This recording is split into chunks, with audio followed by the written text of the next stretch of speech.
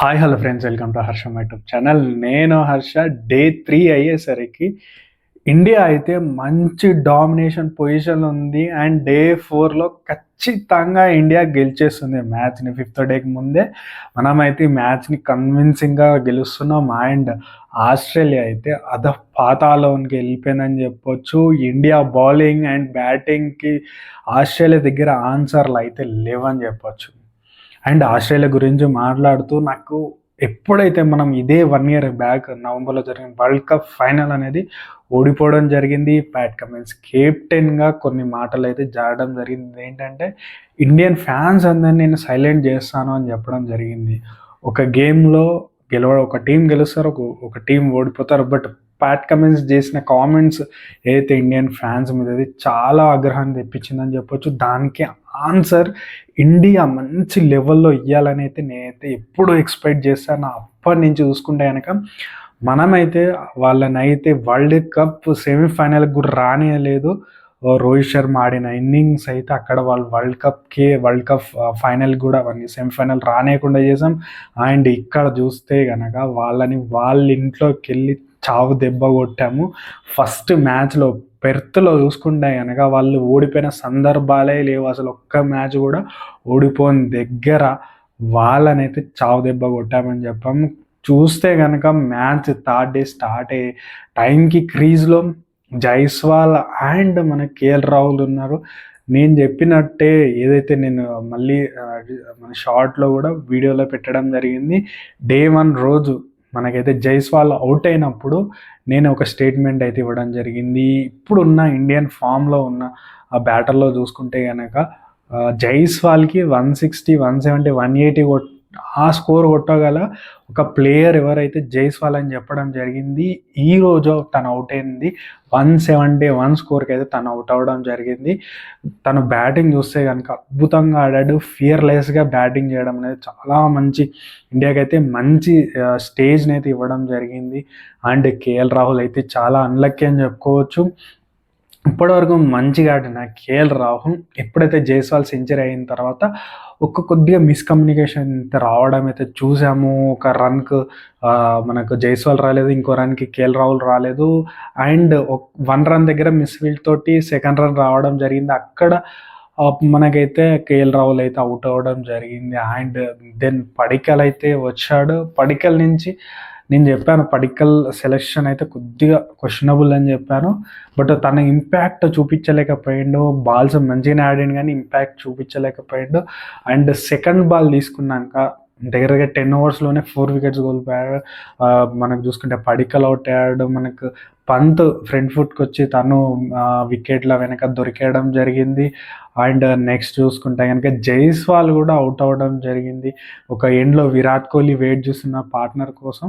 Then మనకు చూసుకుంటే కనుక సుందర్ కొద్దిగా ఇంపాక్ట్ అయితే చూపించాడని చెప్పొచ్చు. మంచిగా 100 balls వరకు ఆడి ఒక పార్ట్నర్షిప్ని బిల్ట్ చేయడం జరిగింది. దెన్ మనకి చూసుకుంటే కనుక ఎన్కేఆర్ వచ్చారు. ఎన్కేఆర్ అండ్ కోహ్లీ ఆడుతున్నంత సేఫ్ అయితే ఫుల్ మజా అని చెప్పుకోవచ్చు. సినిమా సూపర్ డూపర్ హిట్ లెక్క. ఒక సైడ్ ఎన్కేఆర్ షార్ట్స్ ఆడుతుంటే వరుసగా 3 4 కొట్టాడు. దెన్ విరాట్ కోహ్లీ కొట్టేశాడు. 70 దగ్గర చూసుకుంటే కనుక టక బౌండరీస్ కొట్టడంతో ఒక దశలో 10 runs/over రన్ రేట్ తోటి వెళ్ళడం జరిగింది. అండ్ దెన్ లాస్ట్ వాళ్ళకి ఒక 6 కొట్టయితే 4 కొట్టయితే తనైతే మనం చూసుకుంటే కనుక సెంచరీ చేయడం జరిగింది. విరాట్ కోహ్లీకి 30th సెంచరీ అనుకుంటా, ఇదే 30 or 31st century. So Virat Kohli అయితే చాలా రోజుల తర్వాత ఒక సెంచరీ, 10 innings తర్వాత 10 matches 10 innings తర్వాత ఒక మంచి సెంచరీ లభించింది. అండ్ ఇండియా చూసుకుంటే కనుక 500 లీడ్లో అయితే ఉంది. 520, 540 లీడ్కి వచ్చేసింది. కాబట్టి ఇక్కడి నుంచి వాళ్ళు గెలవడం చాలా కష్టం. అండ్ చాలామంది ఫ్యాన్స్ అనుకోవచ్చు ఇంకా కొద్దిగా ఓవర్స్ ఇస్తే కనుక మంచి మజా వచ్చేది అనిపించేది. బట్ సిచ్యువేషన్ చూసుకుంటే కనుక ఓన్లీ 10 overs వరకే ఇండియా ఇంకా బ్యాటింగ్ చేసే సిచ్యువేషన్, డే ఎండ్ అయిపోయే సిచ్యువేషన్లో ఆల్రెడీ డే మొత్తం వీళ్ళు ఫీల్డింగ్ చేస్తున్నారు. కాబట్టి వాళ్ళకి అప్పుడు బ్యాటింగ్ బిల్స్ అయిన ఖచ్చితంగా ట్రబుల్ అవుతారని అనుకున్నారు. అదే కాల్ తోటి వాళ్ళకి కాల్ రావడంతో కొద్దిగా ఫాస్ట్ ఆడడం జరిగింది ఇండియన్ బ్యాటర్స్. దెన్ మనకు చూసుకుంటే కనుక ఇక్కడ కొద్దిగా ఏంటంటే విరాట్ కోహ్లీ బ్యాటింగ్లో చూసుకుంటే కనుక లక్ అనేది చాలా ఇంపార్టెంట్ ఈ రోల్. ప్లే చేసింది. అంటే లక్ అంటే ఆ విధంగా కాదు. ఎప్పుడైతే డిస్మిసల్స్ ఉంటాయి విరాట్ కోహ్లీ చూస్తేనే చాలా అన్‌లక్కీ డిస్మిసల్స్ ఉంటాయి. బాల్ బౌన్స్ అవ్వదు కొన్నిసార్లు షార్ట్ పిచ్ బాల్‌కి అసలు అక్కడ షాట్ ఉండదు. నార్మల్‌గా ఆడే షాట్ కూడా అవుట్ అయితాడు. సో, ఇక్కడ చూసుకుంటే గనక తను ఆ బాల్స్ అట్లాంటివి పడ్డాయి. బట్ వికెట్‌కి నేథన్ లయన్ చూసుకుంటే గనక అవుట్ స్టంప్ మీద పడి వెళ్ళిపోవడం అది ఒకటి. అండ్ ఒకసారి సింగే బౌన్స్ అయ్యి వెళ్ళిపోవడం అట్లాంటి సిచ్యువేషన్ చూసాం. లక్ అయితే విరాట్ కోహ్లీకి ఏదైతే లక్ అయితే కావాలో అదైతే లభించిందని చెప్పొచ్చు. దెన్ మనం చూసుకుంటే కనుక ఫస్ట్ టైం చూసుకుంటే కనుక తను స్వీప్ షాట్స్ ఆడడం చూసాం.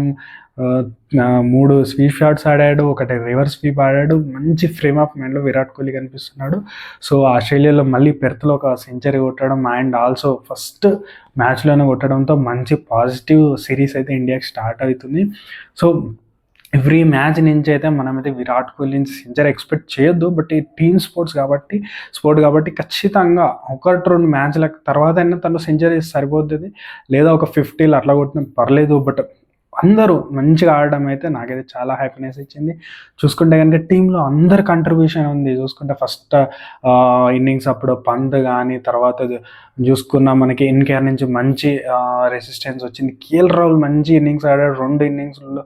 అండ్ జైస్వాల్ అద్భుతమైన ఫామ్ని చూపించాడు. అండ్ ఆల్సో మన కేఎల్ రాహుల్ సెకండ్ ఇన్నింగ్స్ మంచిగా ఆడి ఎన్కేఆర్ మళ్ళీ ఆడాడు. సో, మనకి వాషింగ్టన్ సుందర్ కూడా మంచి ప్రామిసింగ్ చూపించాడు. ఓన్లీ పడికల్ కొద్దిగా నాకు ఆఫ్ కలర్ కనిపించాడు.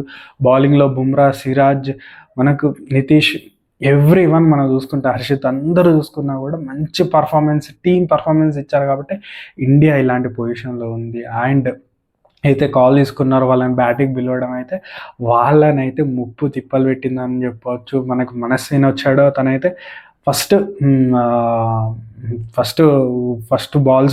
ఓవర్లోనే బుమ్రాకి దొరికేసాడు. ఎల్బిడబ్ల్యూ రివ్యూ కూడా తీసుకోలేదు, వెళ్ళిపోయాడు. ప్యాట్ కమిన్స్ ధైర్యం చేసి వచ్చాడు నైట్ వాచ్మెన్గా. కొద్దిగా రన్స్ కొడదామని చూశాడు, బట్ తను కూడా దొరికేశాడు సిరాజ్కి. దెన్ మనకు లబిషెన్ వచ్చాడు, లబిషెన్ కూడా బుమ్రాకి అయితే దొరికేయడం జరిగింది. చూసుకుంటే కనుక 12కి 3 వికెట్స్ అయితే కోల్పోయింది ఆస్ట్రేలియా. ఇక్కడి నుంచి కంబ్యాక్ చేసి గెలిచే ఆ ఛాన్స్ అయితే వాళ్ళకైతే 0.1% కూడా లేవని చెప్పుకోవచ్చు. ఇండియా ఈ మ్యాచ్ అయితే కన్విన్సింగ్గా గెలుస్తారు. అండ్ ఈ మ్యాచ్ నాకు తెలిసినంత వరకు అయితే Day 4లోనే కంప్లీట్ అయిపోతుంది. అండ్ విరాట్ కోహ్లీ అండ్ జైస్వాల్ ఆడిన ఇన్నింగ్స్లు అయితే అద్భుతం అనిపించినాయి నాకైతే. నెక్స్ట్ మ్యాచ్ సెకండ్ మ్యాచ్లో ఫస్ట్ ఇన్నింగ్స్లో వీళ్ళిద్దరు మళ్ళీ అక్కడి నుంచి స్టార్ట్ చేసి మంచి ఇన్నింగ్స్లు ఆడితే కనుక ఇండియా సిరీస్ గెలిచి